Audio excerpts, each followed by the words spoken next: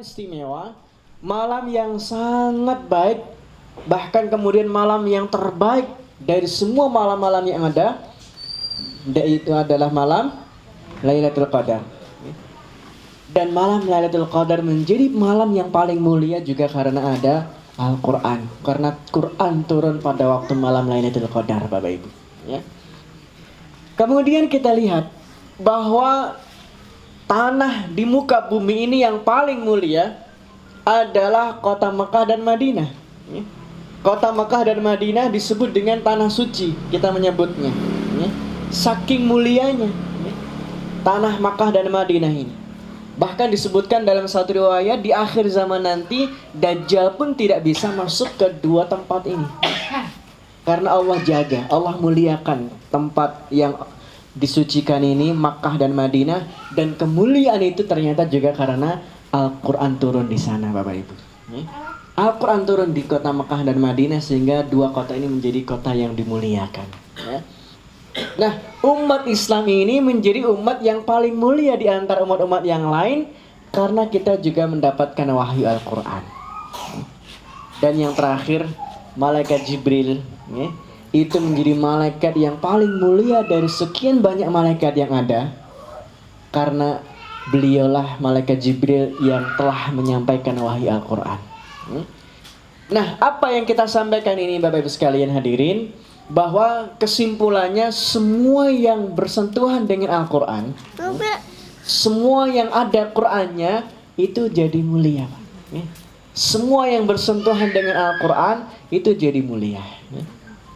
Tadi kita sebut manusia yang paling mulia Nabi Muhammad SAW. Kalau beliau yang mendapatkan wahyu Quran. Kota Makkah Madinah menjadi kota yang mulia karena turun Quran di sana.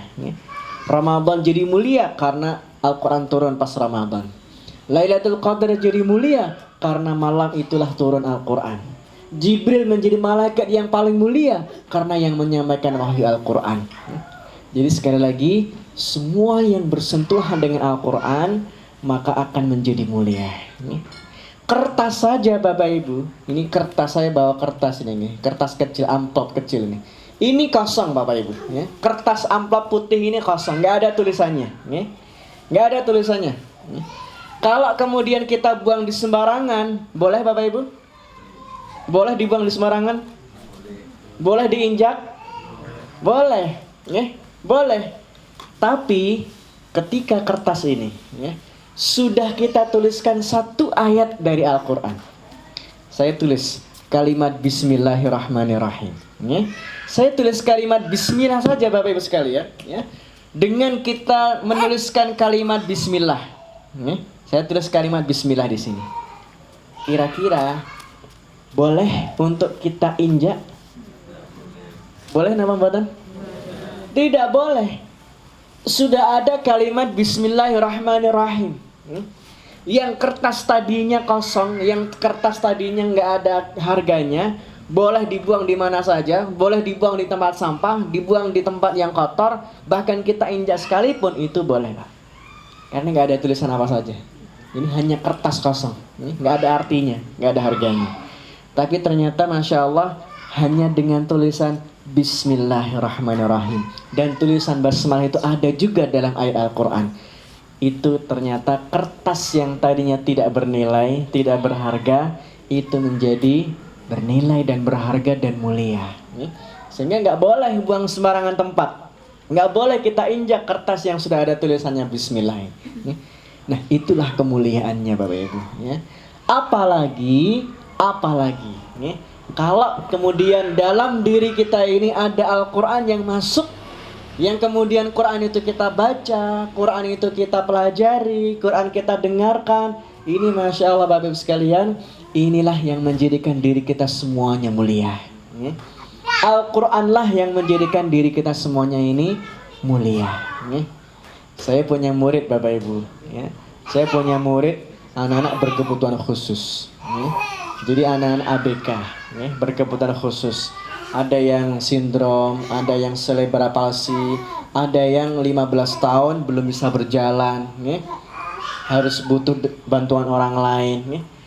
Jadi saya punya beberapa murid-murid anak berkebutuhan khusus, Dan salah satunya ada murid saya yang ABK ini sudah usia 15 tahun belum bisa berjalan karena mengalami kelumpuhan otak. Ya. Dan ternyata saat Al-Quran sudah masuk dalam dirinya Bapak Ibu, Quran sudah dia hafalkan, ini Masya Allah. Orang yang tadinya mungkin melihatnya untuk anak-anak ABK yang seperti itu adalah dengan sebelah mata, tapi sekarang orang melihat dia ini dalam kondisi yang menjadi orang yang dimuliakan. Ya. Buktinya di tahun 2016 kemarin dia dan keluarganya mendapatkan hadiah haji gratis, Pak. Ya. Mendapatkan hadiah haji gratis langsung dari kerajaan Saudi Arabia lewat pemerintah Indonesia. Ya. Jadi dalam kondisi nggak bisa berjalan, dalam kondisi ya panjenengan tahu sendiri anak-anak berkebutuhan khusus seperti itu, ya. Tapi ketika dia bisa baca Quran, dia bisa hafal Al-Quran, 30 juz bahkan dia sudah hafalkan, maka ternyata disitulah kemuliaan. Ya. Ada banyak keberkahan yang dia dapat. Ya. Nah ini Bapak Ibu hadirin rahmati Allah, makanya dalam surat Thaha di ayat yang kedua Allah mengatakan Thaha ma anzalna 'alaikal qur'ana litashqa. Thaha, dan tidaklah kami turunkan Al-Quran kepadamu wahai Muhammad untuk hidupmu sengsara. Sekali lagi Bapak Ibu, dan tidaklah Allah turunkan Al-Quran kepadamu wahai Muhammad untuk hidupmu sengsara. Jadi nggak ada ceritanya orang yang rajin baca Quran terus hidupnya sengsara, itu nggak ada ceritanya. Orang yang terus baca Quran, menghabiskan waktu untuk membaca, mempelajari Al-Quran, hidupnya sengsara, itu nggak ada ceritanya. Karena Allah sendiri yang sudah menjanjikan dalam surat Thaha ayat yang kedua tadi, Ma anzalna 'alaikal Qur'ana litashqa. Allah tidak menurunkan Al-Quran kepadamu wahai Muhammad untuk hidupmu sengsara. Nah, coba kita baca ayat ini Bapak Ibu, supaya kita lebih meresapi ayat ini, meresapi maknanya. Pulang dari tempat ini kita bisa lebih bersemangat lagi bahwasanya hanya dengan Al-Quran lah kita meraih satu kemuliaan. Saya baca, panjenengan semuanya mengikuti. Bismillahirrahmanirrahim. Monggo.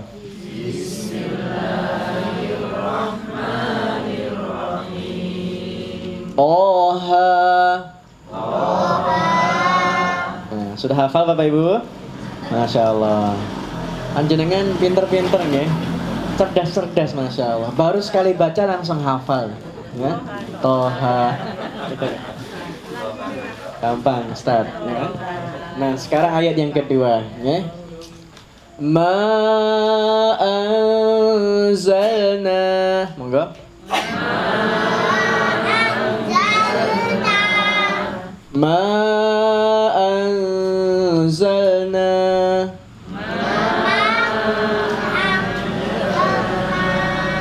Ma anzalna.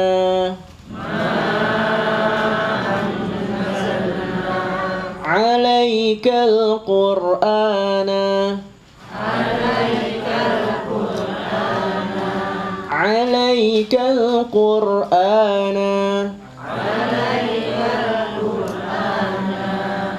Ma anzalna 'alaikal Qur'ana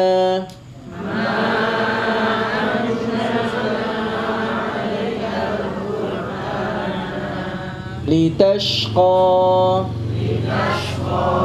Litashqa. Litashqa. Ma anzalna 'alaikal Qur'ana litashqa.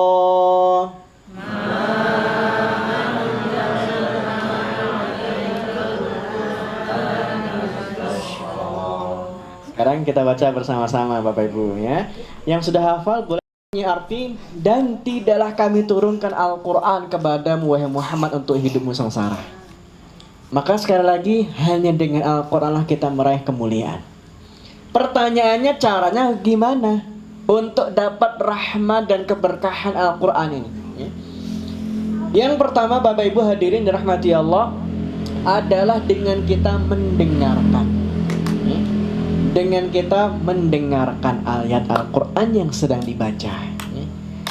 Makanya Nabi Shallallahu Alaihi Wasallam ternyata beliau orang yang sangat suka mendengar lantunan ayat suci Al-Quran, Pak. Ketika itu beliau mengatakan kepada sahabatnya Ibnu Mas'ud, "Wahai Ibnu Mas'ud, bacakan Al-Quran untukku." Jadi Rasulullah meminta Ibnu Mas'ud untuk membacakan Quran. Maka Ibnu Mas'ud berkata kepada Nabi, "Ya Rasul, bagaimana mungkin aku membacakan Quran untukmu padahal Quran turun kepadamu?" Maka Nabi mengatakan, "Inni ashtahi an asma'ahu min ghairi." Sungguh aku lebih suka mendengar lantunan ayat Al-Quran yang dibaca selain diriku sendiri. Rasul ternyata sangat suka mendengarkan lantunan ayat Al-Quran yang dibacakan selain dari dirinya sendiri. Jadi kalau mungkin di zaman Nabi sudah ada kaset merotal, mungkin nyetel kaset, Pak. Ya kan? Di zaman Nabi kan belum ada kasetnya, Bu. Nah, jadi meminta para sahabat untuk membacakan ayat Al-Quran. Beliau mendengar, menikmati, ya kan? Beliau mendengar, menikmati. Makanya dalam surat Al-A'raf ayat 204 Allah mengatakan, وَإِذَا قُرِئَ الْقُرْآنُ فَاسْتَمِعُوا لَهُ وَأَنصِتُوا لَعَلَّكُمْ تُرْحَمُونَ. Dan ketika dibacakan ayat Al-Quran, dengarkanlah dengan baik, dengan seksama, supaya kalian mendapatkan rahmat. Jadi, Masya Allah, hanya dengan mendengar Al-Quran saja, rahmat Allah turun, Pak. Makanya ini juga yang pernah Allah abadikan dalam surat Al-Jin, ayat yang pertama. Ternyata bukan hanya manusia saja yang senang mendengar ayat Al-Quran dibacakan, Bapak Ibu. Di surat Al-Jin ayat yang pertama itu disebutkan, ada sekelompok bangsa jin yang mereka ternyata mendengar lantunan ayat Al-Quran yang dibaca Nabi. Dan di antara rahmat yang Allah turunkan kepada bangsa jin yang ikut mendengar ayat Al-Quran dibaca Nabi tadi, Allah berikan hidayah kepada bangsa jin ini. Sehingga disebutkan dalam surat Al-Jin ayat yang pertama, Qul uhiya ilayya annahu istama'a nafarun minal jinni faqalu inna sami'na qur'anan ajaba yahdi ila ar-rushdi fa'amanna bih walan nusyrika bi rabbina ahada. Dan sungguh sekelompok bangsa jin itu mendengar ayat Al-Quran yang dibaca Nabi. Setelah mereka mendengar Al-Quran, yahdi ila rusydi, Allah turunkan hidayah kepada bangsa jin itu, dan mereka menyatakan amanna, kami beriman. Bangsa jin setelah mendengar ayat Al-Quran yang dibaca menyatakan kami beriman dan kami tidak akan pernah berbuat kesyirikan lagi. Itu rahmat yang Allah turunkan kepada bangsa jin yang mendengar ayat Al-Quran, Bapak Ibu sekalian. Umar bin Khattab radhiyallahu anhu, kita tahu beliau seorang yang sangat memusuhi Nabi ketika belum masuk Islam, Bapak Ibu. Umar bin Khattab itu kalau bahasa kita itu ya premannya, ya kan ya. Umar bin Khattab sebelum masuk Islam itu bosnya preman. Bahkan beliau yang ingin membunuh Nabi. Tapi ketika mendengar ayat Al-Quran yang dibacakan dari adiknya sendiri, dan itu yang kita baca tadi di surat Thaha, adiknya membaca surat Thaha, kemudian dari mendengar surat Thaha yang dibacakanlah Umar bin Khattab luluh hatinya, Pak. Dan kemudian dia menyatakan beriman. Dan inilah awal kehidupan seorang Umar bin Khattab setelah masa jahiliyahnya masuk ke dalam Islam, ketika mendengar ayat Al-Quran yang dibacakan. Nah, jadi Bapak Ibu hadirin rahmati Allah, yang pertama kali yang harus kita lakukan dengan Al-Quran supaya kita dapat rahmatnya, berkahnya Quran, memperbanyak mendengar. Ada yang mungkin, wah Ustaz, aku yang ngerongok ke murotalnya kok malah jadi ngantuk ya Ustaz ya. Ya nggak apa-apa. Itu justru Allah turunkan ketenangan. Ya kan? Ketenangan di situ. Akhirnya kita ngantuk, akhirnya tidur, ya kan? Nggak ada masalah. Ini masih mending daripada Ustaz aku nek ngrungokke Quran iki kok kupingku panas ya Ustaz. Nah itu mesti harus ada jinnya ini berarti nih. Ada jinnya harus diurup ya ini, ya kan? Nah, ini yang pertama Bapak Ibu. Kemudian yang kedua, untuk kita mendapatkan berkahnya Al-Quran setelah mendengarkan adalah membaca, ya. Membaca, ya. Maka di dalam hadis riwayat Muslim, mungkin kita sering mendengar hadis ini Bapak Ibu. Iqra'ul Quran fa innahu ya'ti yaumal qiyamati syafi'an li ashabi. Bacalah Al-Quran karena Quran yang akan menjadi syafaat penolong untuk orang-orang yang membacanya nanti di hari kiamat. Kita tahu Bapak Ibu, di hari kiamat itu kondisinya begitu dahsyat. Manusia dibangkitkan dari alam kubur dalam kondisi 3 hal. Dibangkitkan dari alam kubur dalam kondisi tidak berbusana, tidak beralas kaki, dan tidak dikhitan. Dan ditambah matahari tepat di atas kepala kita hanya berjarak 1 mil. Sangat panas Bapak Ibu, ya. Dan selama 50.000 tahun kita dalam kondisi yang demikian. 50.000 tahun dalam kondisi yang tidak menentu ini. Makanya kemudian Allah mengatakan di dalam surah Al-Qaryah itu, yauma yakunun nasu kal farashil mabthus. Manusia itu seperti laron ya. Di laron itu berterbangan tanpa ada arah tertentu. Dan seperti itu juga manusia, dia kebingungan.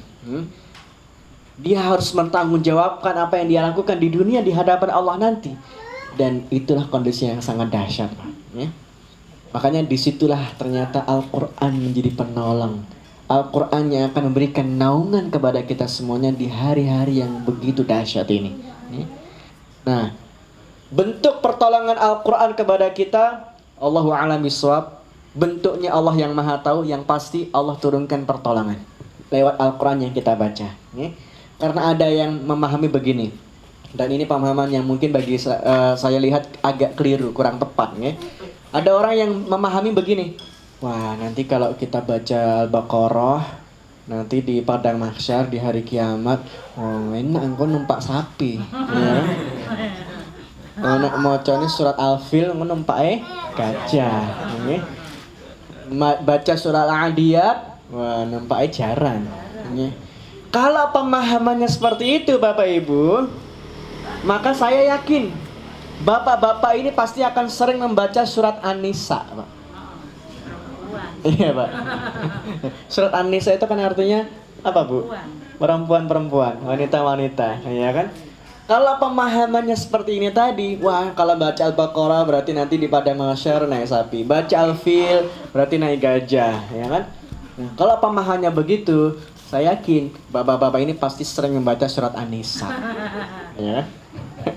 Biar dikelilingi bidadari-bidadari nanti, ya kan Pak, ya. Nah, ibu-ibu dan bapak-bapak yang dirahmati Allah Subhanahu wa taala, jadi poin yang kedua, bagaimana kita meraih keberkahan Al-Quran lewat membaca. Dan pahala membaca Quran dengan pahala yang lain itu ternyata berbeda Bapak Ibu. Beda. Salat kita nggak tahu berapa pahala kita, Pak. Ya. Puasa kita nggak tahu berapa pahala yang kita dapat. Ya. Allah yang tahu. Ya. Tapi pahala membaca Quran itu kita bisa menghitung sendiri, Pak. Ya. Pahala baca Quran itu sangat detail. Ya. Kita bisa menghitung-hitungnya sendiri. Berbeda dengan amal ibadah yang lain. Ibadah sholat kita nggak tahu berapa pahala kita. Puasa kita nggak tahu. Tapi baca Quran, pahalanya kita bisa hitung sendiri. Sebagaimana dalam hadis Nabi dikatakan, man qara'a harfan min kitabillah falahu hasanah. Barang siapa yang membaca 1 huruf, Allah berikan 10 kebaikan. La aqulu alif lam mim harfun. Aku tidak mengatakan alif lam mim itu 1 huruf, tapi alif 1 huruf, lam 1 huruf, dan mim 1 huruf. Alif lam mim 3 huruf 30 kebaikan. Hanya alif lam mim 3 huruf sudah 30 kebaikan yang kita dapat. Ada yang tahu Bapak Ibu? Bismillahirrahmanirrahim berapa hurufnya? 19 huruf. Bismillahirrahmanirrahim itu ada 19 huruf. Berarti kalau kita baca Bismillahirrahmanirrahim, pahalanya sudah berapa Bu? 190. Satu huruf 10 kebaikan. 19 huruf 190 kebaikan pahala yang kita dapat hanya baca bismillah. Nah, sekarang panjenengan coba dari Al-Fatihah sampai An-Nas berapa huruf hijaiyah? Yang tahu door press. Yang tahu door press ini bawa sayur pertama kali. Ada yang tahu? Ada yang tahu berapa huruf di dalam Al-Quran semuanya dari Al-Fatihah sampai An-Nas Bapak Ibu? 6.000 sekian itu jumlah ayat. Jumlah ayat. Huruf kan tadi alif lam mim 3, bismillahirrahmanirrahim 19.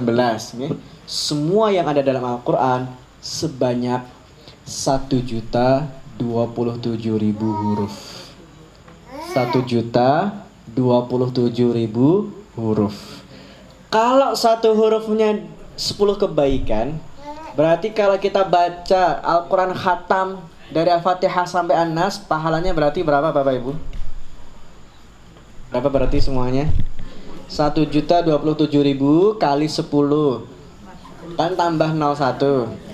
Berarti berapa? 10.270.000. 10.270.000 itu pahala yang kita dapat ketika kita baca Quran. Kalau bisa khatam dari Al-Fatihah sampai An-Nas.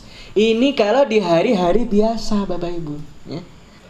Kalau di bulan Ramadan, Masya Allah, berlipat-lipat lagi, 70 kali lipat. Coba jenengan hitung 10 juta kali 70 berapa? 10 juta kali 70 700 juta ya, 700-an juta Pak. Itu kalau kita bisa khatam sekali di bulan Ramadan nanti ya. Apalagi kalau khatamnya 2 kali ya. Berarti nambah lagi tuh 700 juta kali 2 ya. 1,4 miliar ya. Kalau khatamnya 23 kali. Nah, Qul huwallahu ahad di dalam hadis Nabi disebutkan, ini yang perlu diluruskan ya. Ini yang perlu diluruskan ini ya. Ada orang banyak memahami, wah, aku nek pengen maca Quran khatam wis mending Al-Ikhlas wae ping 3. Nah, terus khatam ya. Nah, yang perlu diluruskan Bapak Ibu, Al-Ikhlas itu dalam hadis Nabi dikatakan bahwa bobot keutamaan surah Al-Ikhlas itu adalah sepertiganya Al-Quran ya. Al-Ikhlas itu sepertiganya Al-Quran. Kenapa disebut sepertiganya Al-Quran ya? Karena dalam Al-Quran itu ada 3 tema besar ya. Di dalam Al-Quran ada 3 tema utama besar. Yang pertama adalah tentang iman dan tauhid ya. Yang kedua tentang muamalah dan hukum-hukum ya. Dan yang ketiga tentang kisah-kisah. Banyak cerita-cerita di dalam Al-Quran ya. Nah, Al-Ikhlas kata Nabi disebut sepertiganya Al-Quran karena satu surat Al-Ikhlas ini hanya 4 ayat saja. Itu semuanya sudah memuat iman dan tauhid tadi memuat 3 hal tadi memuat dari 3 hal tadi. Kan kita sebut tadi Quran, iman, tauhid, hukum dan muamalah. Yang ketiga, kisah-kisah. Nah, Al-Ikhlas itu semuanya memuat tentang iman dan tauhid. Jadi disebutkan Al-Ikhlas mempunyai bobot sepertiganya Al-Quran. Jadi bukan berarti baca Al-Ikhlas sekali berarti sama dengan 10 juz. Baca Al-Ikhlas 2 kali berarti 20 juz. Baca Al-Ikhlas 3 kali 30 juz. Tidak demikian. Kenapa Bu? Ya. Jadi intinya bahwa bukan dari sisi pahalanya ya.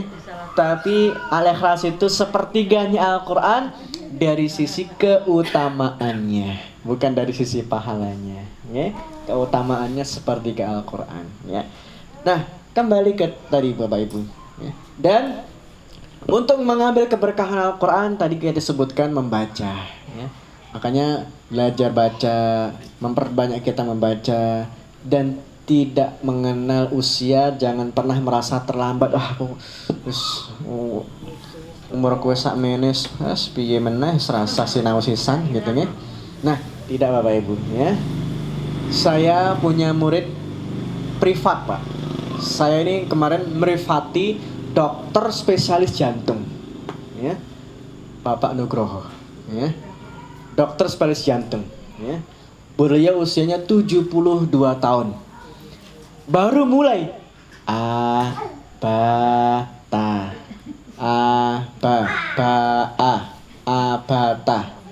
Baru mulai di usia 72 tahun, Pak. Ya. Beliau dokter spesialis jantung, ya. Di rumah sakit Pantiwalaya, ya. Itu baru memulai di usia itu, ya. Dan alhamdulillah mungkin sekarang ya sudah bisa membaca sedikit-sedikit, ya. Ini Bapak Ibu hadirin rahmati Allah, maka belajar membaca Al-Qur'an, ya. Dan terus kita membaca Al-Qur'an, ya. Dan Al-Qur'an yang kita baca juga akan menyempurnakan sholat yang kita laksanakan. Jadi kalau sholat kita ini, ya, Al-Fatihahnya masih mungkin ada yang salah, itu juga yang menentukan sholat kita sejauh mana kesempurnaan yang kita dapat.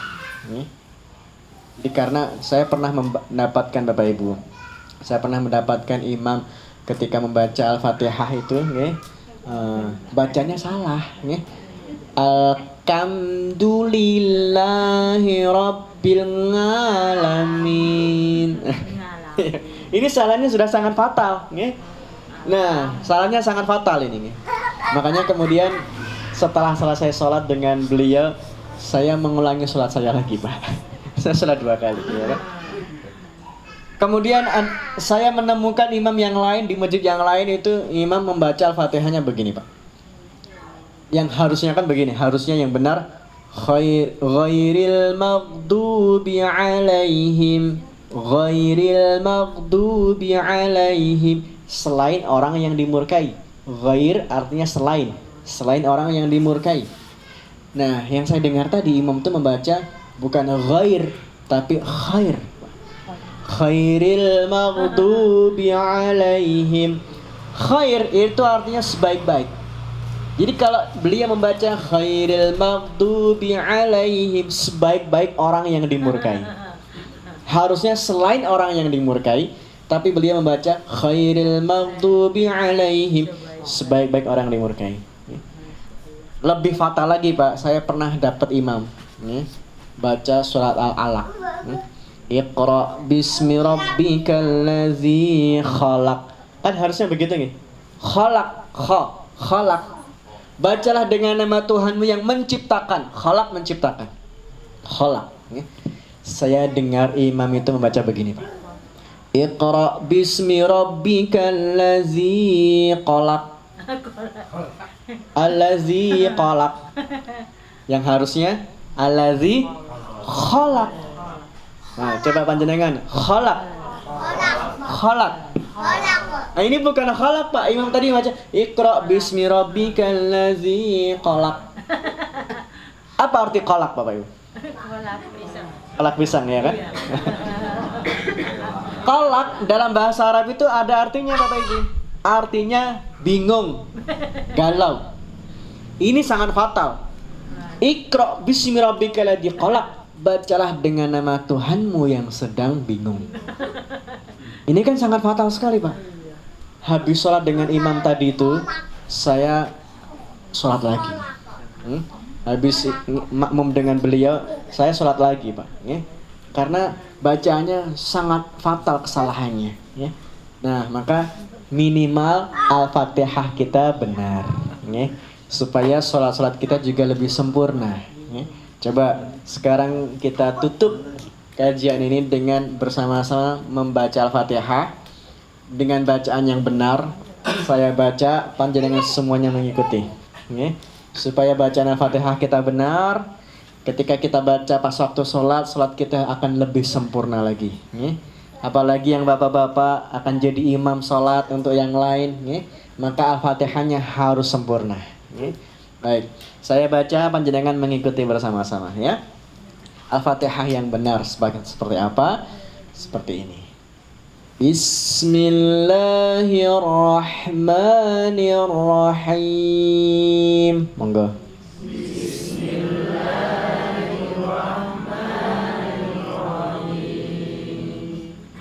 Alhamdulillahi Rabbil Alamin.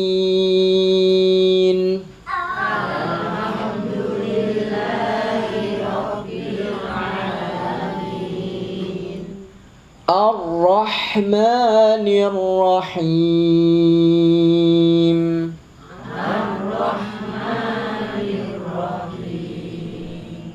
Maliki Yaumiddin.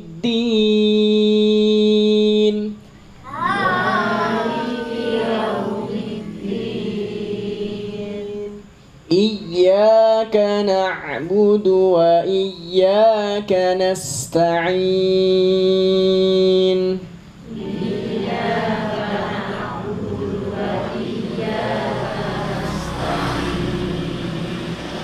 Ihdinas siratal mustaqim.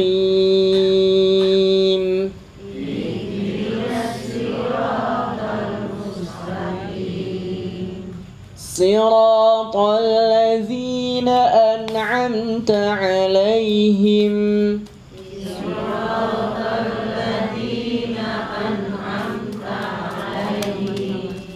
Ghairil maghdubi 'alaihim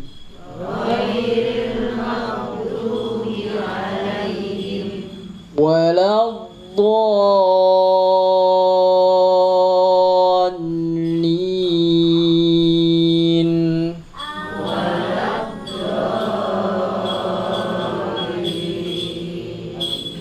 Aminnya bagaimana Bapak Ibu? Aminnya kalau panjang pendeknya salah, artinya juga salah. Waladdallin. Amin. Enten sang ngeten niku. Waladdallin. Amin. Ketoke lagi nesu karo imam ngene. Amin. Nah. Kalau amin pendek, a-nya pendek, min-nya pendek, amin itu artinya rasa aman. Rasa aman. Ada yang waladdallin. Amin. Amin. Nah, A-nya panjang, min-nya pendek. Itu artinya orang yang mencari keamanan. Ya, meminta keamanan. Ada yang ini anak kecil biasanya nih. Waladdallin. Amin. A-nya pendek, min-nya panjang. Apa artinya Bapak Ibu? Rasulullah mendapat julukan Al-Amin. Dipercaya. Al-Amin itu dipercaya. Amin dipercaya. Nah, makanya kalau panjenengan biasanya kan Amin itu jadi nama orang ya. Nah, kalau untuk nama orang berarti manggilnya harus benar, Pak. Manggilnya Pak Amin. Nah, itu yang benar. Kalau Pak Amin itu salah. Itu salah. Pak Amin, nah itu salah. Yang benar Pak Amin. Nah, A-nya pendek, min-nya panjang. Nah, itu baru benar, yang dipercaya, ya. Nah, adapun di surah Al-Fatihah ini waladdallin. Bagaimana Bapak Ibu? Amin. Nah, itu yang benar, ya. A-nya panjang, min-nya panjang. Ya Allah kabulkanlah. Ya Allah kabulkanlah doa kami, ya. Amin. Dan Al-Fatihah ini kalau bacanya benar Bapak Ibu, dalam hadis Nabi disebutkan begini. Barang siapa yang membaca amin setelah imam membaca waladdallin dalam sholatnya, dan kalimat aminnya bertepatan dengan aminnya yang diucapkan oleh malaikat, maka Allah akan ampuni dosa-dosanya. Jadi Allah akan mengampuni dosa-dosa kita, diantaranya dengan kita mengucapkan amin dengan bacaan yang benar, itu menjadi penggugur dosa-dosa kita. Masya Allah. Nah, jadi itu Bapak Ibu hadirin rahmati Allah dari bacaan Al-Fatihah yang kita baca, dan ini menjadi pengantar mukadimah. Semoga kita masih terus bersemangat untuk baca Qur'annya, terus memperbaiki bacaan Al-Qur'annya, sehingga ketika bacaan Al-Qur'an kita baik, kita sudah bisa baca Qur'an, maka sholat kita akan jauh lebih sempurna. Dan kita semua sepakat bahwa sholat adalah amal yang pertama kali dihisab di hari kiamat. Kalau sholatnya baik, yang lain baik. Kalau sholatnya nggak baik, ya Allah akan menghitung demikian. Maka untuk menjadikan sholat kita lebih sempurna, lebih baik, maka Al-Fatihahnya harus juga baik. Al-Fatihahnya dibetulkan lagi bacaannya, disempurnakan lagi, dan diantaranya dengan kita belajar terus membaca Al-Quran, maka insya Allah disitulah kita akan mendapatkan begitu banyak kebaikan dan keberkahan. Baik, saya kira itu Bapak Ibu yang dirahmati Allah. Monggo. Pertanyaan. Ya, monggo.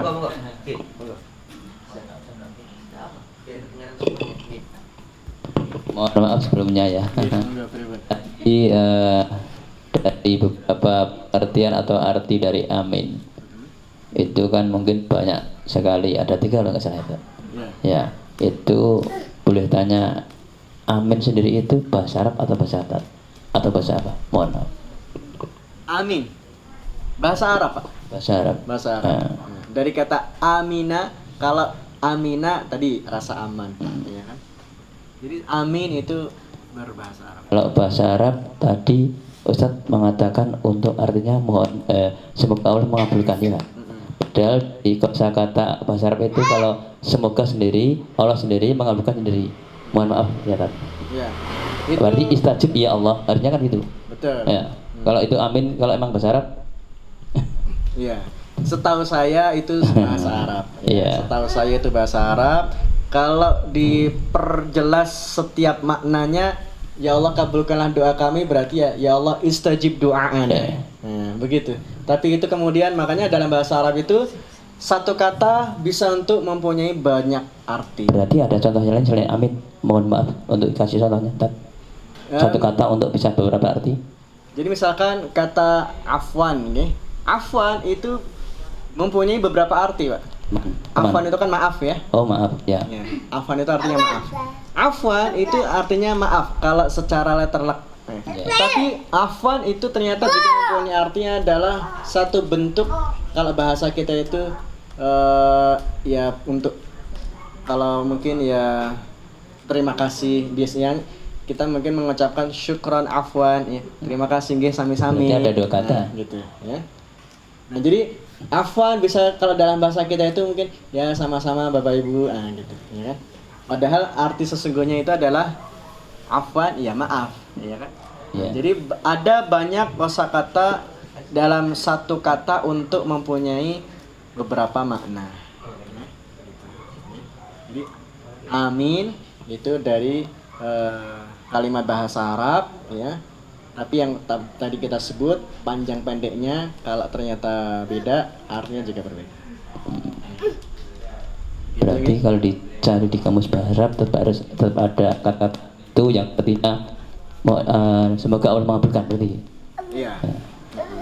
Jadi kalau berbeda dengan bahasa kita, kalau bahasa kita mungkin ya menerjemahkan per kata, tapi dalam bahasa Arab, dan itulah keistimewaan bahasa Al-Quran ya. Bahasa Al-Quran sangat istimewa, dia kaya dengan makna. Satu kata bisa untuk banyak makna ya. Mohon maaf bila banyak kekurangan. Demikian. Makasih, Tat. Mohon maaf. Demikian dari saya. Kurang lebihnya saya mohon sekali lagi, dan terima kasih atas segala perhatiannya. Assalamualaikum warahmatullahi wabarakatuh.